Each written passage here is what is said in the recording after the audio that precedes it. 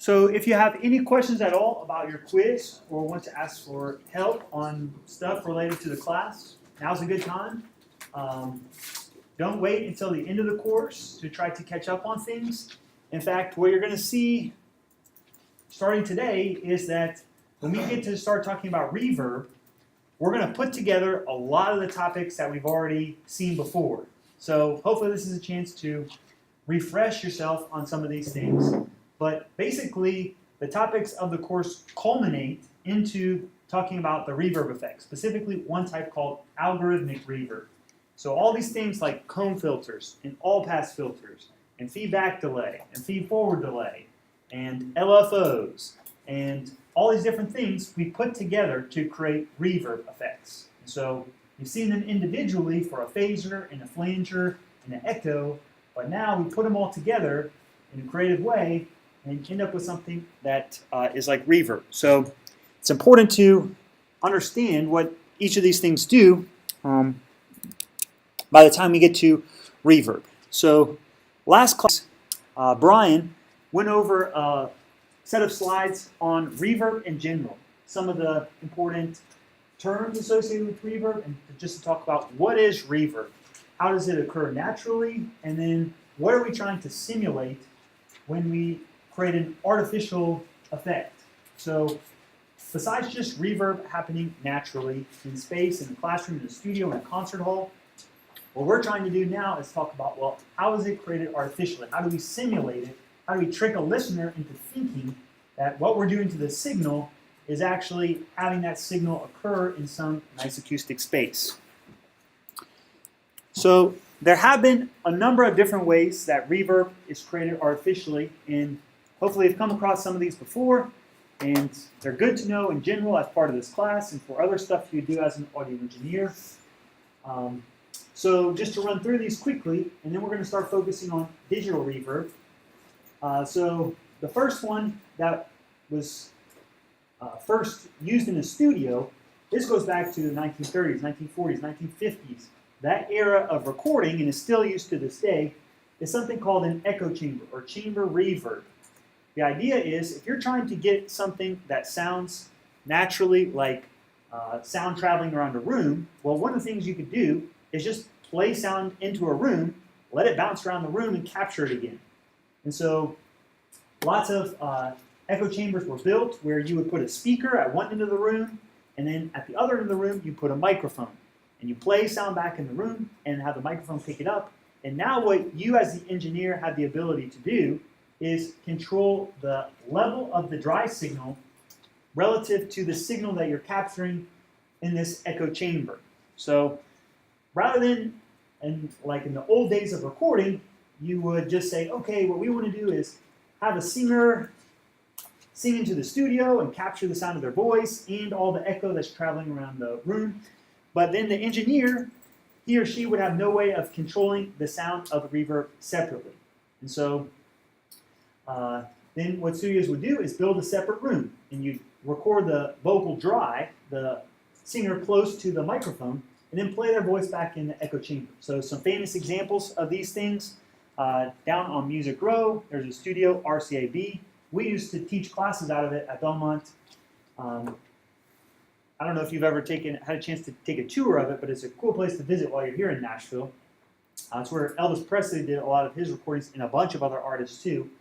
It's mostly used for tours now, not for recording, but there's the studio space, and then there's also the control room, and above the control room is the echo chamber. And just about all of Elvis Presley's recordings, they took his vocal and they piped it through the echo chamber there. And it's my understanding that now that RCAB is used mostly for tours, the people that own and operate RCAA, which is right next door to RCAB, do you know where this is on Music Row? So it used to be Ben Folds' studio, and then he was renting it out, and then there was this whole controversy about whether they're going to get rid of RCAA, preserve it, and I think what they ended up doing as part of that renovation of the studio is they took mic lines and sent them over to the chamber over in RCAB, even if they're not going to use RCAB, so you could at least send the signal through the chamber there, because it's a very famous one. So that's one example of a chamber here in town that's known all over the world for by audio engineers. Another good example here in town is Blackbird Studios. Are you all familiar with Blackbird Studios? So they're kind of our educational competitor, but they're also a really nice professional studio. I would even say one of the top 5 studios in the whole world. And I mean, they have multiple studios there, but it's a really, really awesome place to record. So you can go out and find this online. Maybe I'll send out a video link of this. Whenever I try and show it in class, what happens is YouTube blocks my video because I'm showing another YouTube video in it, and they say it's a copyright problem. And then my account actually got suspended last year for uploading videos of other videos. And I'm like, I'm trying to do this for class and all this stuff. So they don't like when I do that for whatever reason. So I'll send you a link of a video where the owner of Blackbird Studios, his name's John McBride, he goes around the studio and shows you these different places. They have the awesome mic closet and drum room and studios and all this stuff, and they have this echo chamber there that's this big, tall pillar. And you can even see it from the outside if you ever go over to like Baja Burrito. You can eat at Baja Burrito. It's a nice place. Okay. So Blackbird Studios is right over there. They have this echo chamber that's this big, tall tower, and it's designed so that there's no parallel walls. So you don't get these weird flutter echoes that Brian was talking about last class. And the interesting thing about their echo chamber is they built it so that the ceiling moves up and down. So you can, using a motor, change the size of the room. So that if you want to have a small room or you want to have a large room, you as the engineer have variable control over the sound of this echo chamber. So it's pretty cool. Really nice thing to be able to do. And they have a speaker in there, and they have a bunch of microphones set up, and you just play sound back into that room and capture it. So that's another cool one. Another one that I'm familiar with that is, I guess, noteworthy for as far as reverb chambers go is that there's studios out in California. Are you all familiar with Capitol Records, that big, tall tower building? I think it's in LA. And what's kind of weird is when they built that building, it was at a time when they were like, yeah, let's build a recording studio underneath a big, tall building, which you would never do now. It's kind of a bad idea for acoustics and stuff like that. But there's these studios underneath the Capitol Records building. And so that's where like Frank Sinatra recorded and Michael Jackson recorded some things there, and it's still used to this day. So an interesting thing about the design of that building with the recording studios is they built 5 different echo chambers underneath the parking lot. And so they have different size echo chambers, and if you're working in the studio, you can just pick and choose what size echo chamber you want to send the vocal into and play it back in there and capture it, and it sounds really nice. A few years ago, they had this thing that they were doing online, which I'm not sure, I tried to look it up, but I couldn't find it anymore. But it used to be online, what you could do is pay money to Capitol Records, and from your dorm room at Belmont University, you could send your audio through the echo chambers at Capitol Records with the power of the internet, and they would capture it and send it back to you. So kind of a cool thing to be able to use the same echo chambers as Frank Sinatra. So those are some cool ones. I bet you there's other services that are like that now, even if that one doesn't exist. But yeah, cool thing about echo chambers. One thing just to think about is that this doesn't necessarily have to be a full-on recording studio for you to set this kind of thing up. If you're walking around campus and you're like, hey, this Airwell sounds pretty cool over in REM studios, and you're there late at night, maybe you want to, in your session, run some cables out into the stairwell and put up a microphone and just play sound back in there and capture the reverb of any place. Every place has its own reverb sound. You just have to find what sounds good, what doesn't sound very good. So that's the most primitive method of capturing artificial reverb. Then we have some other ones that are worth knowing that are mechanical based. So a spring reverb and a plate reverb. So spring reverb is used a lot in guitar amplifiers. It was a way for guitarists to be able to take the sound from a recording studio of reverb and put it in an amplifier and take it on the road with them. You wouldn't want to take an echo chamber on the road with you, but you could put a spring in your amplifier. And what's the idea? We want to take our signal and we want to create a bunch of repetitions of it. So the way that this works is you take your signal and it's a bunch of vibrations and you send that through a spring. And the spring moves back and forth. It's kind of like a slinky and it bounces forward and backward. And every single time it bounces from one side of the spring to the other one and back again, you create a repetition. So that's the idea with the spring. Same premise applies to the plate, but these have very different sounds. Plate is found a lot in recording studios. It was a classic reverb sound of like the 70s and 80s. Has a very dense reverb sound to it. This is where you have this big plate. Maybe you've seen this, like it used to be in the 1380 classes. You could use on the plate that has open sides to it and see how it works. But it's the same idea. There's a contact that's pressed against the metal plate, and it causes the plate to vibrate, and because it's suspended, it bounces off the edges of the plate, and then you get the repetitions of the signal that's going in. So those are mechanical based. What we're going to focus on now is digital reverb. Two main different approaches, but in all these different cases, whether it's digital, chamber, spring or plate, what we want to do is take our signal and create repetitions of it. In fact, we want to create a lot of repetitions, and you want them to be closely spaced together. That's what's happening in rooms. That's what's happening in a plate, a spring. We want to do that digitally. So take our signal and repeat it a bunch of times. Hopefully, this is going to be the case where, as a listener, we fuse all those repetitions together and we think it just sounds like this nice reverb tail. We don't want to hear distinct repetitions of the sound. We want to hear it as this hundreds or thousands of these repetitions all combined together. So today's class, we're going to focus on the first category of digital reverb, and this is called algorithmic reverb. Next class, we're going to talk about a second category. These are names to know for class: algorithmic reverb and convolution reverb. Believe it or not, you've probably already used some of these different kinds of effects, whether you knew it or not. So the stock Pro Tools plugins, Deverb and Air Reverb, those are what are called algorithmic reverbs. The stock reverb in Logic, anyone ever used Logic before? That one's called Space Designer. Space Designer is based on convolution. It's something called an impulse response that we'll talk about next class.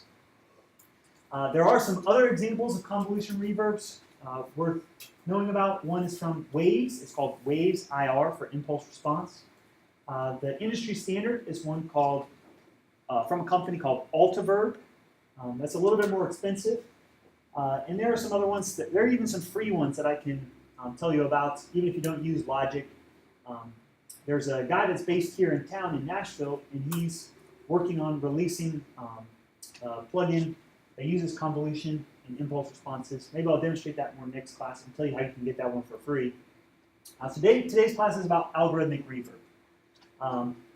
As a way to kind of compare them initially, I'll say that convolution is based on a real measurement of a room. You measure that room, and then you try to recreate it in the plugin, the convolution plugin. Algorithmic reverb is more of the conceptual idea of reverb. It's not based on any physical measurement or anything like that of a space. The whole idea behind algorithmic reverb is you want this algorithm. You want something that creates a bunch of repetitions of our signal closely spaced together in time. And so we'll try to do that in an efficient way. And that's the reason why algorithmic reverb was even created, was going back to the 60s and the 70s and the 80s. If you wanted to have artificial reverb, we didn't have computers that were powerful enough to handle a measurement of a room and trying to recreate it. So people came up with some pretty clever algorithms for just simulating sound bouncing around a room and having parallel walls, and you create this feedback loop, and the sound bounces back and forth, and you get a bunch of repetitions just through simple ways of creating delay. And we want to have a bunch of these all closely spaced together in time and die off a lot like how reverb sounds. So this is more a conceptual idea of reverb, and this one is a measured one. So this one will sound more natural, but algorithmic reverbs can sound pretty good, and they also have their own sound to it. So going back to the 80s and 90s, like Lexicon. Have you ever heard of this company before? Lexicon Reverb. People love the sound of Lexicon reverbs. Those are all types of algorithmic reverb. Another example that's popular now is one called Bricasti. Anyone ever heard of Bricasti reverb? Very expensive hardware reverb, but those are all algorithms that people came up with for how reverb is supposed to function. So another way that we can compare how these things are going to work is to look at how they're implemented. So convolution versus algorithmic reverb. This isn't one I'm going to quiz you on or test you on necessarily, but we'll come back and talk about this. The whole idea of convolution reverb is we're going to use feed-forward delay. And what we want to have is a bunch of repetitions of our signal, and so we have a bunch of different paths of delay. And each can have their own gain, and they're just put in parallel, side by side. Feed-forward delay. So convolution is strictly feed-forward delay. And you put a bunch of these things in parallel, and if you add up enough of these things, it should sound like reverb. That's the premise behind it. The issue with this is that it is pretty inefficient computationally. This is why you couldn't do this until relatively recently in the history of recordings. Because you're not just going to, in reality, convolution reverb doesn't just use 4 of these parallel delay lines. It might use 40,000 of these things in parallel with each other. Or it all depends on the length of the reverb that you want. If you want 1 second of reverb, then you're going to have 1 sample of delay, 2 samples of delay, 3 samples of delay, 40,000 samples of delay, all these things together. If you want 2 seconds, 96,000 samples. If you want 4 seconds, you can see it's going to be a lot of things that have to be multiplied and added together. So convolution sounds nice, but it's really heavy on your computer. Do you have a question? Yeah, I was just going to ask. So basically the point of the multiple parallel delays is you take the impulse response of a room, and based on the original impulse and what you record after the fact, each parallel delay is literally just supposed to be simulating one of those reflections. Exactly. So we've got to have a bunch of these all together. And that will be, we'll go into a lot more detail next class. So let's think about what have we covered so far that allows us to get more repetitions at maybe less computational cost. Well, what can we do? We can use feedback. And this is the whole way that reverb was created in algorithms, where we're going to combine these things together. We use feedback delay together in series or in parallel in creative ways to get a bunch of repetitions. The whole goal of digital reverb is get a bunch of repetitions closely spaced together in time. And do it without a lot of work. So, think about this. If we just focus on our first block of feedback delay, we could set this up with some delay time and some gain so that this one creates like 10 or 15 audible repetitions of our signal that die off, right? Just by using one delay block. We can get 10 or 15 repetitions. And then we take 10 or 15 repetitions from here and we put those into another feedback delay. And for every single one of those repetitions, we get 10 or 15 more. So we just went, by using 2 delay blocks, we went from having our original signal to having 10 or 15 repetitions to having like 100 or 200 repetitions. And as we put more of these things together, we're quickly able to go in orders of magnitude up from 10 to 100 to 1,000 and more, just by putting these things together, either in series or in parallel. So algorithmic reverb, this is just the concept of it. Use feedback delay and put these things together in whatever way you want, and hopefully it sounds like reverb. And in fact, with algorithmic reverb, a lot of the work to come up with the algorithms is entirely trial and error, where people just experiment with stuff, and they're like, what if I put this feedback delay in parallel with this other one, and I tweak these gains, and then I put those together, and then I put those into a series feedback delay, and then I put it into parallel, and people come up with all kinds of crazy stuff. There's really no limitation to how you can put these things together once you understand the premise behind it. But the proof is basically, does it sound good or not? And that's the hardest part about these things. So quickly to go over, to give you an idea about this. So this is the plugin that Brian was demonstrating last class. This is the Deverb. This is an algorithmic reverb. And built into here are a bunch of different algorithms. So these are not based on measurements of halls or churches or rooms or anything like that. These are algorithms of feedback delay that people put together, and they said, that sort of sounds like a church, or that sort of sounds like a plate, or that sort of sounds like a room. And you can select between these different things. Now, for better or for worse, something that comes up about this type of plugin, or many kinds of plugins that you'll come across, is you don't really know exactly what they're doing and how the signal is being processed. So as a learning tool, one of the things I did a few years ago with one of the students here at Belmont is we went through some of the famous algorithms that are used in common reverb plugins, and we implemented them with a block diagram so you could see how they actually work.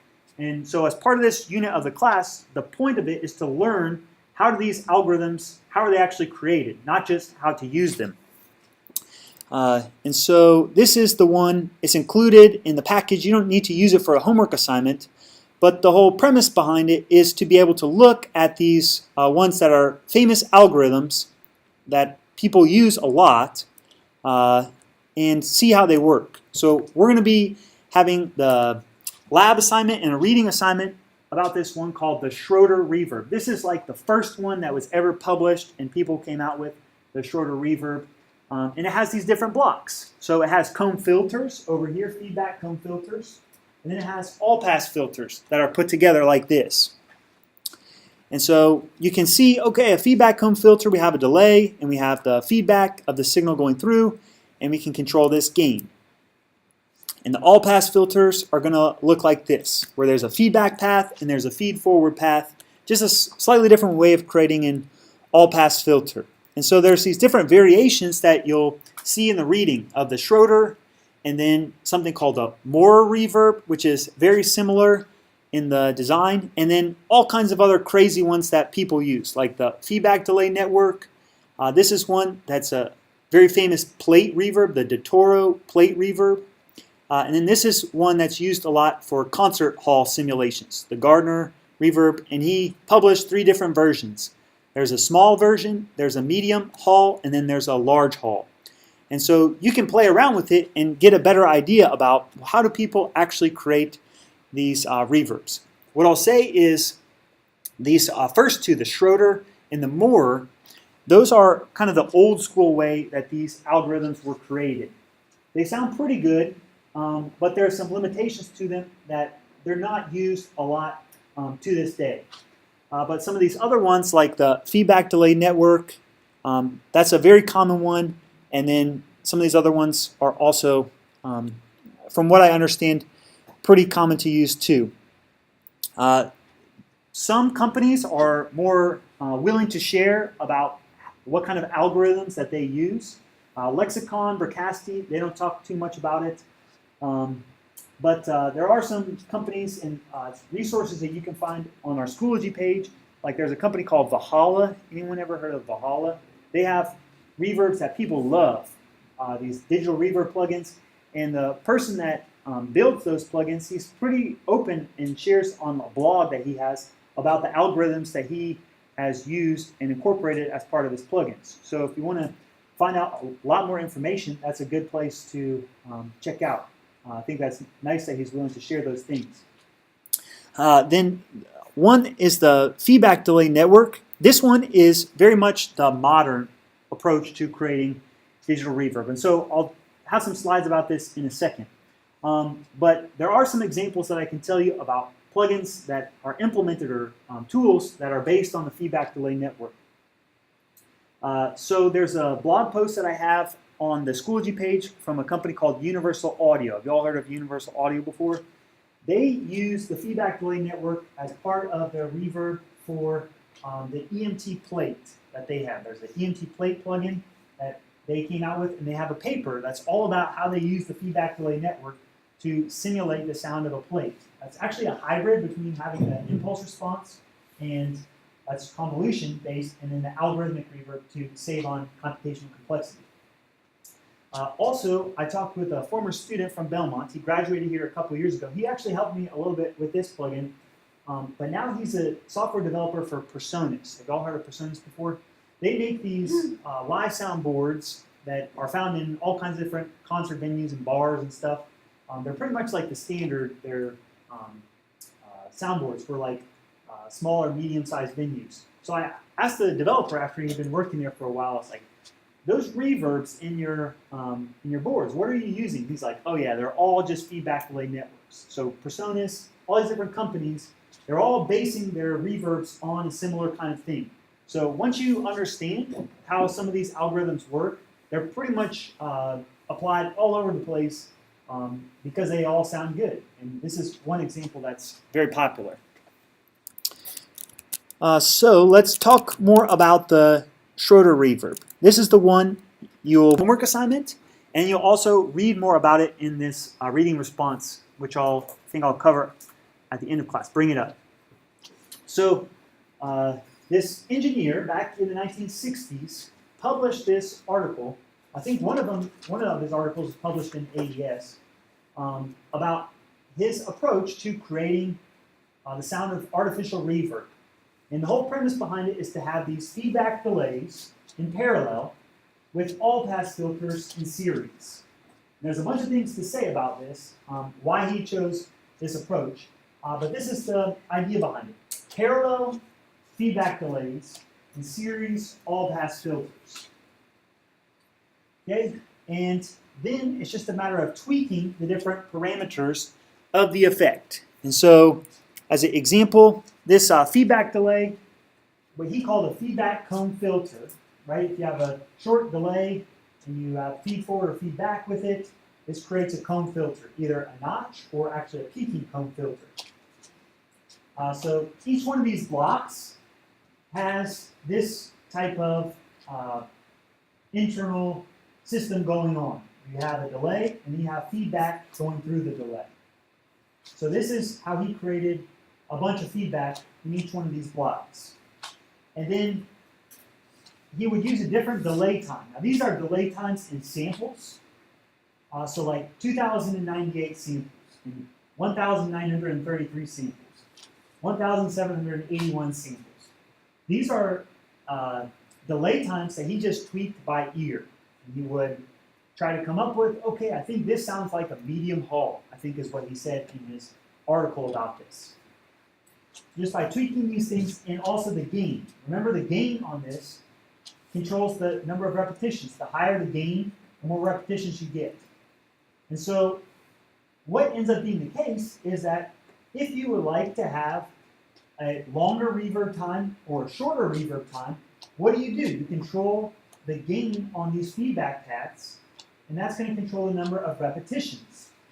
So I can demonstrate this in the plugin here where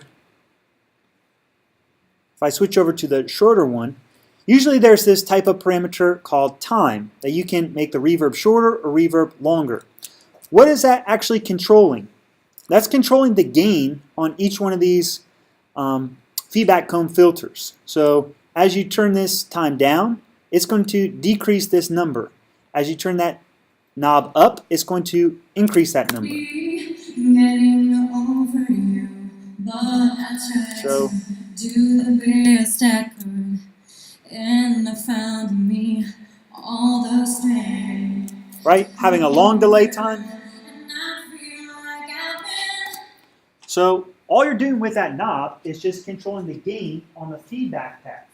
And what does that do? It shortens up those delays, or it makes them longer by having them persist for more and more repetitions. Does that make sense conceptually, what you're modifying there?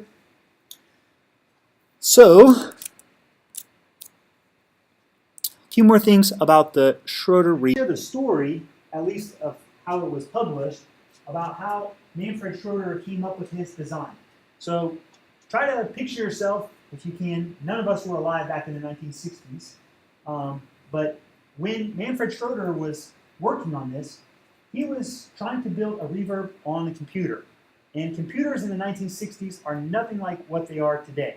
Okay? In fact, there were very few computers in the entire world to work off of. Manfred Schroeder worked at a place called Bell Labs. You all heard of Bell Labs? Famous place for a lot of technology being developed that we use in audio. And if I understand this correctly, Manfred Schroeder worked in New Jersey, and he lived in New Jersey. But the computer that he wanted to use was based up in Boston. And so what he would do is on the weekends, he would ride a train from New Jersey up to Boston, and he would test his algorithm on the computer. They would process it from a punch card over the weekend, And by the end of the weekend, he would have a sound file to listen to. Okay? Think about that dedication to trying to create a good sounding artificial reverb. You go up on the weekends, ride a train to Boston, put in your one punch card, wait around for the computer to process these delays that you've created in code, and by the end of the weekend, you listen back to the sound file and think, that doesn't sound very good. Then you ride the train back home, you come up with a new algorithm, you ride the train back the next weekend, put your punch card in, and hope that it sounds good, right? Nothing like what we can do now with Pro Tools of coming up with our own algorithms that way. But that was the process that he used, and eventually he settled on, this is something that sounds good. So it was a trial and error sort of thing, trying to put stuff together in parallel. And like the minimum version is to have 4 of these, or you could have 6 or 8. That's common, just to add more of these things on. He said that in his paper that some of the idea behind this was to think about different parallel paths of feedback that happen in a room. So you have like the front and the back wall would be like one feedback delay. So if the sound bounces forward and backward, that would be one feedback delay. And think that that's going to have a delay time based on the length between one wall and the other wall. Well, if you don't have a square room, then our side-to-side walls, they can create another feedback loop of the sound bouncing around. They might have a different distance, so they're going to have a different delay time. And the ceiling and the floor, those are going to have their own delay time too. And so you want to try and simulate something that sounds nice, you want to intentionally pick things that have different delay times. We don't want a square room. We would like to have an odd-shaped room that actually makes better sounding reverb. And so that was the idea of why you would pick a bunch of different delay times. You want them to be relatively short so that you build up the number of repetitions closely together, but you also don't want them to be too closely spaced together. You want there to be some sparsity to those repetitions too. So that was the idea behind the feedback cone filters. And then there was an idea to add on these all-pass filters in series, and I can tell you about what that's going to do. The idea of these all-pass filters is to be able to control the diffusion of the reverb sound. Remember how Brian was talking about this diffusion? Well, that diffusion knob, what it actually controls is the feedback and feed-forward pass of the all-pass filters. So is control the buildup of repetitions.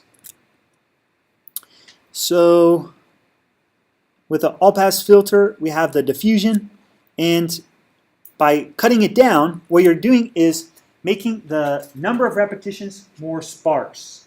You're not having as many repetitions build up. So if you want to have a reverb that doesn't sound very dense, you want to turn the diffusion down. But as you turn the diffusion up, what it does is it creates this loop of more and more repetitions, just keep going through the delay again. So that's a way you can build up the repetitions. The thing why Schroeder used the all-pass filter is he called this colorless reverb or colorless delay. Because it doesn't have a flat, or because it has a frequency response that's flat, what you want to be able to control is the number of repetitions without coloring the sound of the signal. In fact, like his paper is called like colorless reverb or something like that. So that's what the diffusion is doing. Some hints that I'll give you about how you would choose diffusion one way or the other is if you turn the diffusion down, your reverb is going to be sparse. It's not going to be dense. So as an engineer myself, what I would say is the rule of thumb is to think about how dense is your mix in terms of the number of instruments in it already. If you have a mix that has drums and piano and strings and guitar and vocals and background vocals, electric guitar, and all these different things already layered on top of each other, you don't need your reverb to be very dense. In fact, you probably want your reverb to be more sparse. So turn the diffusion down. But if you're doing a trio of musicians like bass, drums, and piano, something like that, well, you've got a lot of space to work with in your mix. And so what you want to do is turn the diffusion up so that your reverb is more dense. There's more space for it to occupy. So just a rule of thumb to think about with that. So yeah, the idea of diffusion is to modify these all-pass filters. We put those on in series to build up the number of repetitions. So yeah, here's how you can take a all-pass filter, the one on the top is the one we've studied in class, but you'll see in a bunch of these diagrams is where you have a dry path, then you have feed-forward delay, and you have feedback delay. Well, you can accomplish that same exact thing using one delay block.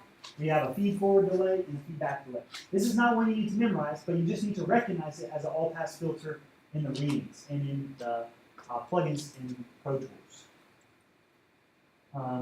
Any questions so far about the Schroeder? So one takeaway from it is just that a bunch of different feedback delays and all-pass filters in parallel and series and come up with something that sounds pretty convincing as reverb. So that's the takeaway. But then people started to add on to this and come up with their own approaches. So the first thing that we'll look at is adding some crossover feedback. So if we remove the crossover feedback, right, remember back we talked about the ping pong delay where you feed one path of delay over to the other path and back and forth? We're going to incorporate that here.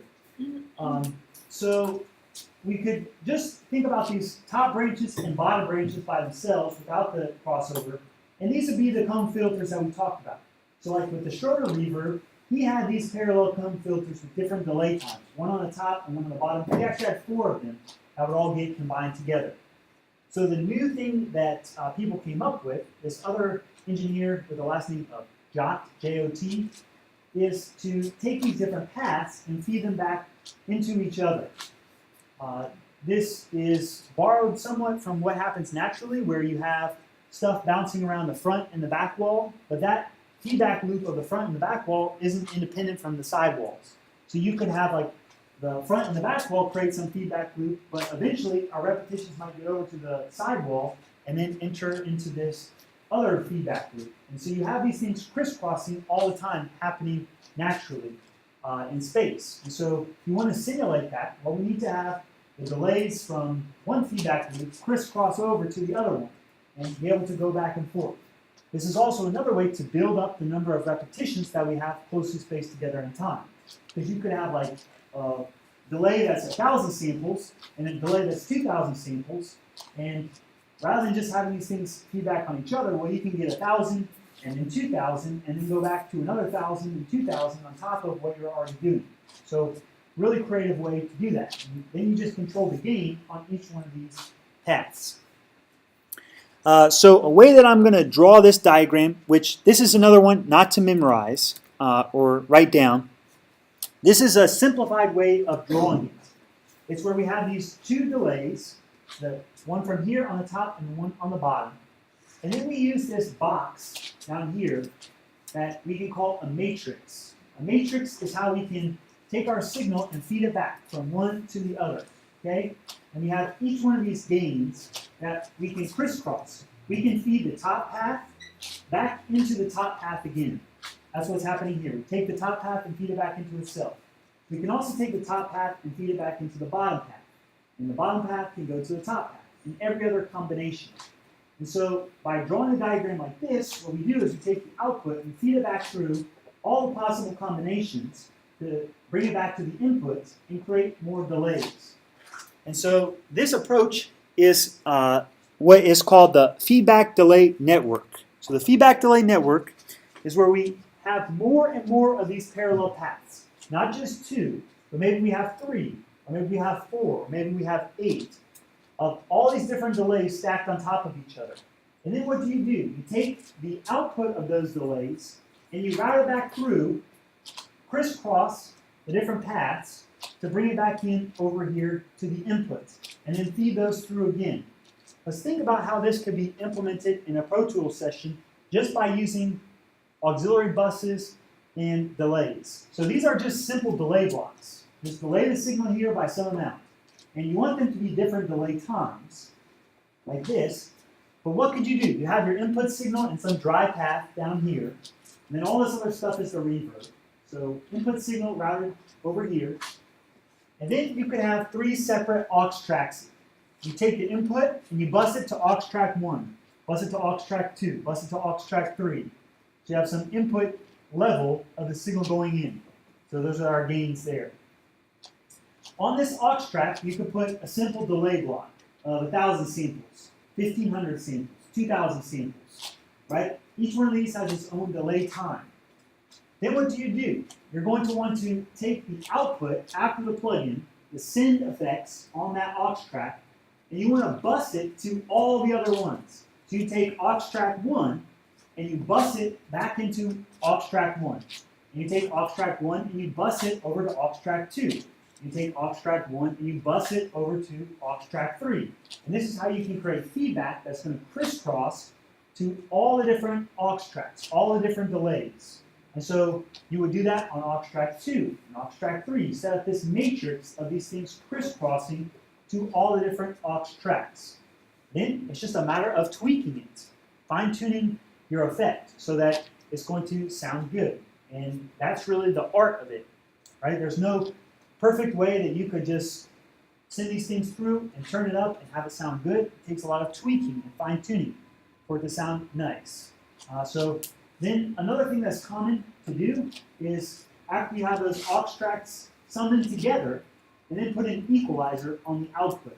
If you remember in Deverb, it was common to have like a low-pass filter in Deverb that's on the output of the thing, so you could roll off the high frequencies. So you want to have like a low-pass and a high-pass filter included to shape the sound. That in the here you have the reverb, and then you have some filter effects, like a high-pass filter and a low-pass filter. If you really want to learn about filters, you can here look at how this high-pass filter and low-pass filter work. It's a combination of feed-forward and feedback processing. The deverb, it just has this low-pass filter, but it's on the output to reduce the amplitude of the high frequencies. So common thing to want to be able to do. So just for the last couple minutes of class, what I want to do is switch over to Schoology and talk about your assignments for this. So there's 2 assignments that go along with reverb. One is the lab assignment, and I'll pull this one up first.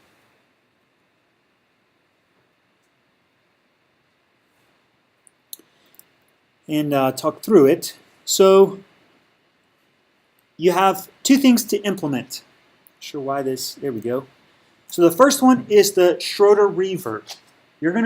What you're gonna want to do is use some of these building block plugins.